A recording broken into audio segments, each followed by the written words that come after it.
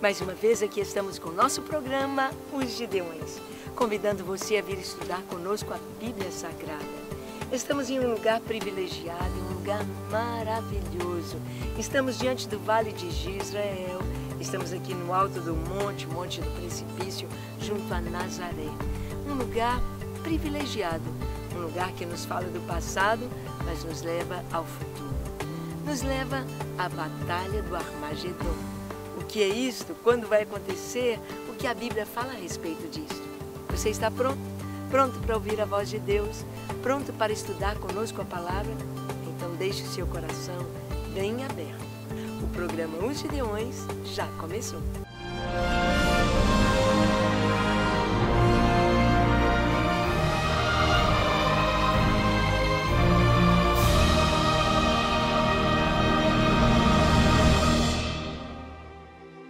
Muito bem, vamos ao nosso estudo de hoje. Você vai abrir a Bíblia em Apocalipse, capítulo 16. Nós vamos ler do versículo 12 ao 16. Sabemos que o Apocalipse nos fala a revelação de Deus das coisas que vão acontecer. Muitos dizem, o Apocalipse é um livro que nos mostra as coisas que já aconteceram, as coisas de uma maneira alegórica, mas nós não podemos levar em conta tudo que está ali escrito. Nós cremos que toda a Escritura foi inspirada por Deus. Nós cremos que Deus trouxe a revelação a João a respeito das coisas que haveriam de acontecer. E aqui no capítulo 16, versículo 12, nós lemos o seguinte: o sexto flagelo. Derramou o sexto a sua taça sobre o grande rio Eufrates, cujas águas secaram, para que se preparasse o caminho dos reis, que vem do lado do nascimento do sol. Então vi sair da boca do dragão, da boca da besta e da boca do falso profeta, 3 espíritos imundos semelhantes a rãs, porque eles são espíritos de demônios, operadores de sinais, e se dirigem aos reis do mundo inteiro, com o fim de ajuntá-los para a peleja do grande dia do Deus Todo-Poderoso. Eis que venho como ladrão. Bem-aventurado aquele que vigia e guarda as suas vestes, para que não ande nu e não se veja a sua vergonha. Então os ajuntaram no lugar que em hebraico se chama Armagedon. Bem, nós sabemos que muitas coisas estão para acontecer sobre a terra, estão para acontecer aqui em Israel. Os olhos do mundo são colocados sobre esta terra.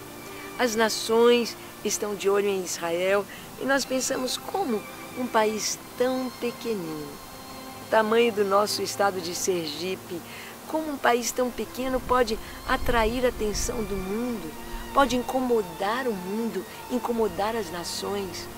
Como um país tão pequeno, comparando-se às nações árabes aqui ao redor de Israel, todas são bem maiores, têm muito mais numerosa população, como podem ser incomodados por um país tão pequeno? Nós sabemos que o real sentido de Israel diante do mundo é o sentido espiritual. É o que Israel significa para Deus, é o que Israel significa para as nações, é o que Israel significa para a humanidade. Deus chamou Abraão e daqui de Abraão Deus separou, disse que através dele seriam abençoadas todas as famílias da terra. É interessante que antes o povo de Israel era uma raça, eram descendentes de Abraão, um tipo de pele, uma cor de olhos, de cabelo, e filhos de Abraão, de Isaac, de Jacó e dos 12 patriarcas. Mas nós vemos que hoje, depois da diáspora, depois que Israel foi lançado, foi expulso e ocupou todas as nações da terra, o Senhor disse todas, e em todas há judeus.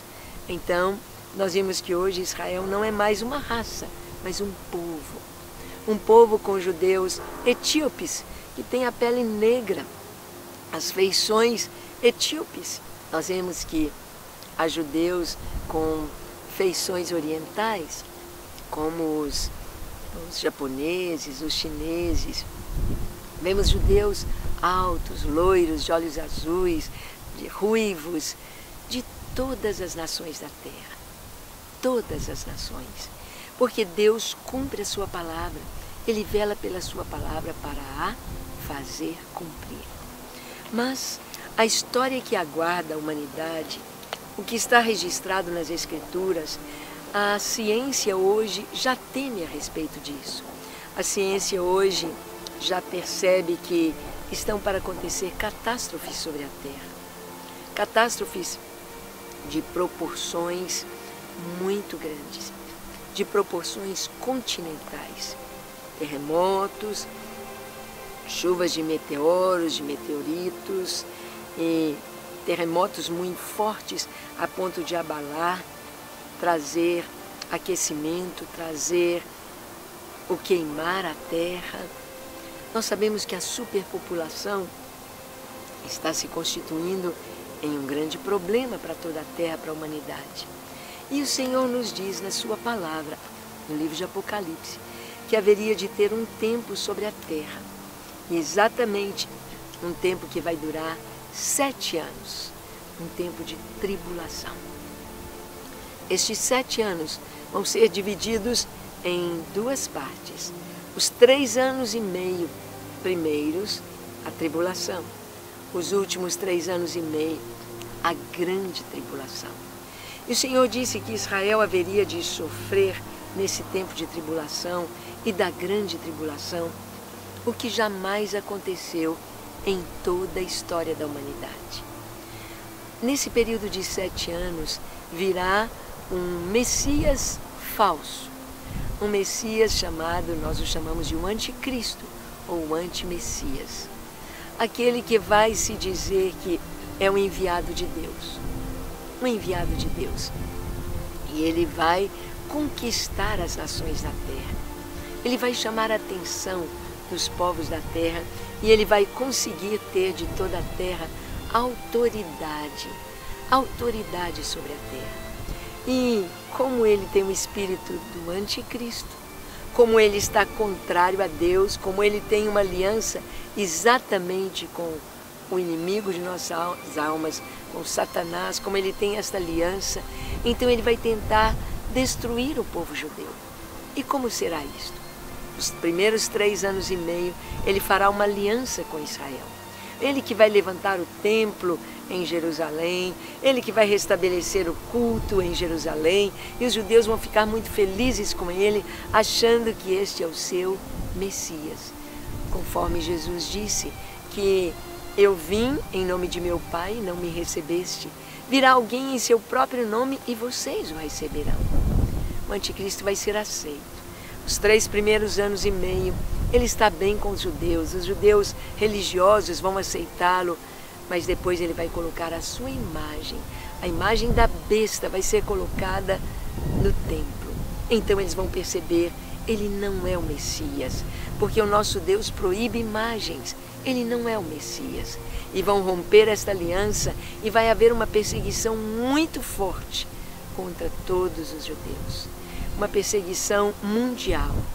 E a Bíblia nos diz que virão as nações do mundo inteiro para arrasar com Israel.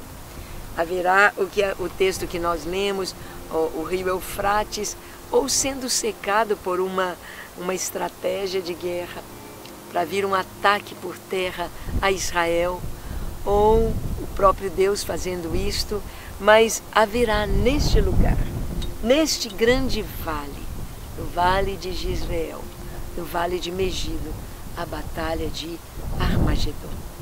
Este vale tem uma característica muito grande.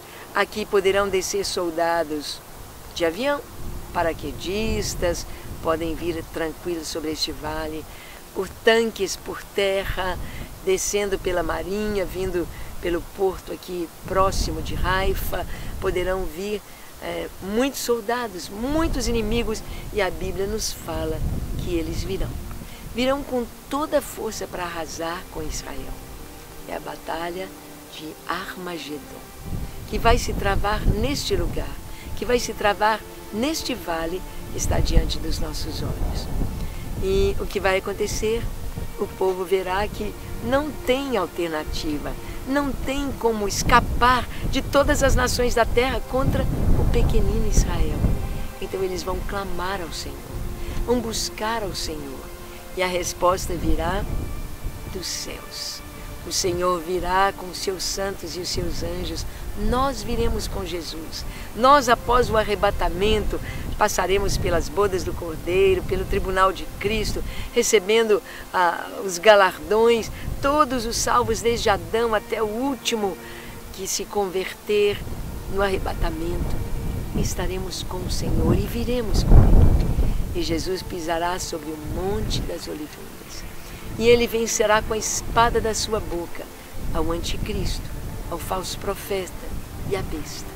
Então, um novo tempo para toda a terra. E nesta batalha, haverá muitos mortos, estrangeiros aqui sobre este vale. Muitos corpos. A Bíblia fala que o Senhor deu um banquete às aves de rapina. Bem, isto está para acontecer. Isto está profetizado. E até hoje, tudo que a Bíblia registrou se cumpriu. Inclusive as profecias de Jesus no Novo Testamento, sobre Jerusalém, sobre o seu povo e as coisas que hão de acontecer. O que precisamos fazer? Estar preparados e saber que Jesus vencerá e reinará sobre a terra por 1000 anos. Mas isto é outra história para outro programa. Vamos dar uma paradinha na viagem para ouvir um recadinho que eu gravei no Brasil. Viajar para Israel é viver o cumprimento das promessas e profecias bíblicas para os últimos dias. É fazer parte da história que Deus está escrevendo hoje. Viajar para Israel é receber no coração uma paixão pelos povos que ainda não conhecem Jesus. A operadora de turismo El Gibor tem o privilégio de conduzir pessoas, igrejas e ministérios para experiências inigualáveis, desenvolvendo com excelência o trabalho e a visão que lhe foram dados como ministério. Com mais de 30 anos de experiência no mercado de turismo e quase 2 décadas de experiência na organização de viagens de grupos religiosos à Terra Santa, a operadora El Gibor é reconhecida por igrejas e ministérios, não como a maior, mas como a melhor agência de turismo cristão do Brasil. A El Gibor trabalha com excelência para que você tenha uma viagem inesquecível à Terra Santa. Garanta o sucesso da sua viagem. El Gibor, excelência em viagens. E agora sim, vamos voltar a Israel. Hoje nós vamos orar. Quero orar com você e por você, para que você esteja pronto, você e a sua casa, para aquele dia glorioso do arrebatamento, para aquele dia glorioso do encontro com o Senhor. Vamos orar? Diga comigo: Senhor, eis-me aqui em Tua presença. Compreendo que a Tua palavra é a verdade e a Tua palavra tem se cumprido no decorrer dos anos. Oro a Ti, Senhor, para que toda a Escritura se cumpra. E eu oro para que a minha vida seja na Tua presença preciosa. Oro para que a minha salvação esteja garantida no Senhor. Por isso, Senhor, eu me entrego a Ti, para Te amar, Te servir, Te obedecer enquanto viver. Que eu e a minha casa estejamos prontos para subir contigo. Que o Senhor venha abençoar a Tua igreja, para que todo o Teu povo possa compreender que precisamos estar não somente alertas, mas preparados para este grande dia, o arrebatamento da igreja. Obrigado pelo Teu escape. Obrigado porque o Senhor preparou para nós bênçãos sem medida. Eu me entrego a Ti hoje e para sempre. Amém, amém e amém. Graças a Deus. É isto aí. Descanse no Senhor, creia nele e eu te aguardo no nosso próximo programa, se Ele nos permitir.